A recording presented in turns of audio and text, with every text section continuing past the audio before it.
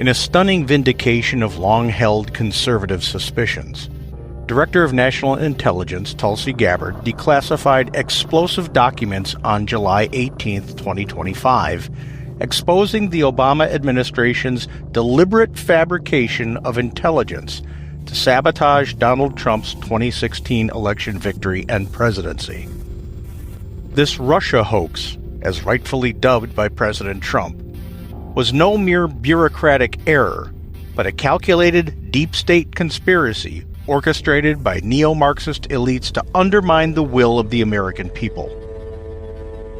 From a constitutionalist perspective, this assault on our Constitution dwarfs any prior scandal, threatening the very foundations of our republic.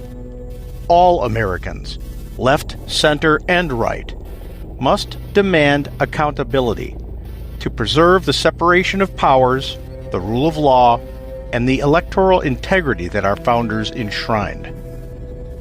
The declassified memo reveals a December 9, 2016 meeting directed by Barack Obama himself, where top officials twisted pre-election intelligence, which confirmed no Russian cyber interference in vote tallies, into a false narrative of Moscow aiding Trump.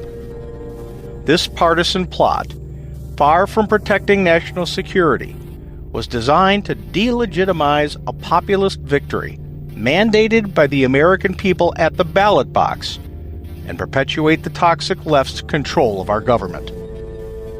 The key culprits in these crimes, and they are crimes, include John Brennan, then CIA Director, and James Clapper, then Director of National Intelligence.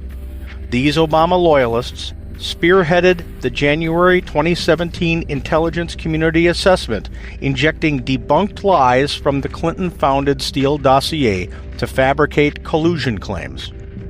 John Kerry, then Secretary of State. He lent bogus diplomatic weight to the hoax, escalating needless tensions with Russia to cover their tracks. Susan Rice, then National Security Advisor, infamous for unmasking Trump team members in surveillance reports for political gain, she attended the meeting and helped sustain the deception. Hillary Clinton.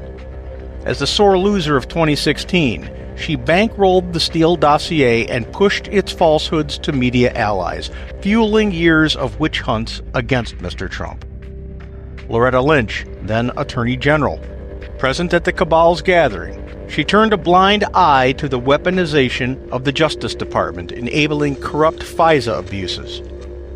James Comey, then FBI Director, and Andrew McCabe, then FBI Deputy Director. Comey knowingly briefed Trump on the tainted dossier, while McCabe led the sham Crossfire hurricane investigation, riddled with lies and omissions as exposed by the Durham Report. And Valerie Jarrett, then senior advisor to the President Barack Obama. Obama's shadowy puppet master, she provided strategic cover to keep the hoax alive through leaks and obstructions. These figures committed grave offenses: fabricating intelligence, perjury before Congress, and conspiracy to defraud the nation, all while hiding behind their oaths of office. Whistleblowers and Gabbard's revelations confirm what we've known. This was a neo-Marxist coup attempt. By comparison, Richard Nixon's Watergate was child's play, a clumsy break-in and cover-up by overzealous aides that led to his resignation. But the Obama cruise scheme was infinitely worse, a full-scale hijacking of America's intelligence apparatus to overthrow an electoral mandate. From a constitutionalist perspective, these actions violated Article 1 and Article 3 of the U.S. Constitution by blurring the lines between executive, judicial, and legislative realms, thereby paralyzing Trump's agenda with baseless probes. The fallout? Deepened national divisions, with polls showing eroded trust in elections, culminating in the stolen 2020 narrative and January 6 smears against patriots. It wasted billions in taxpayer dollars on Mueller's farce, strained alliances by fabricating foreign threats, and emboldened real enemies like China, while conservatives fought shadows.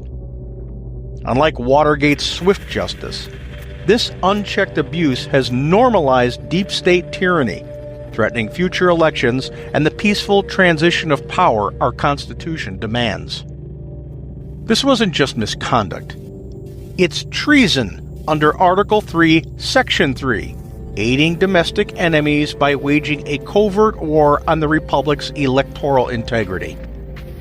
Gabbard calls it a treasonous conspiracy, and a majority of Americans, 53% by most counts, agree.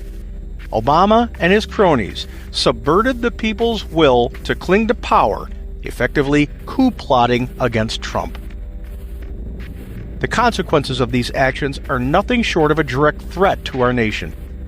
They inflamed U.S.-Russia relations, risking nuclear brinksmanship. They diverted focus from genuine threats like the open border invasions and trade-based economic sabotage by globalists. Nationally, it fractured unity, breeding cynicism that the toxic left exploits to push socialist agendas. The military morale plummeted amid politicized intel. And allies doubted America's resolve, weakening our constitutional role as a beacon of freedom. If unpunished, this sets a precedent for endless hoaxes against legitimate administrations, facilitating the erosion of our nation into a banana republic state ruled by unelected bureaucrats. Deceiving Americans with manufactured intel was the ultimate abuse of power, betraying oaths to defend the Constitution against all enemies, foreign and domestic. It trampled the Fourth Amendment through illegal spying on Trump associates, and the First Amendment by chilling free speech via media-fueled smears. The ripple effects? Voter disillusionment, with millions questioning democracy's fairness, paving the way for leftist fraud in 2020. Taxpayers footed $32 million for Mueller alone, while the hoax distracted from Obama's real scandals, like the IRS targeting of conservatives. Globally, it tarnished U.S. credibility, inviting mockery from adversaries. Constitutionalists see this as a direct attack on limited government, fostering authoritarianism where elites manipulate truth to suppress voices and values. Brennan, Clapper, Kerry, Rice, Clinton, Lynch, Comey, Jarrett, and McCabe, along with Barack Obama, must face full prosecution for conspiracy, treason, and perjury. Anything less mocks the Constitution.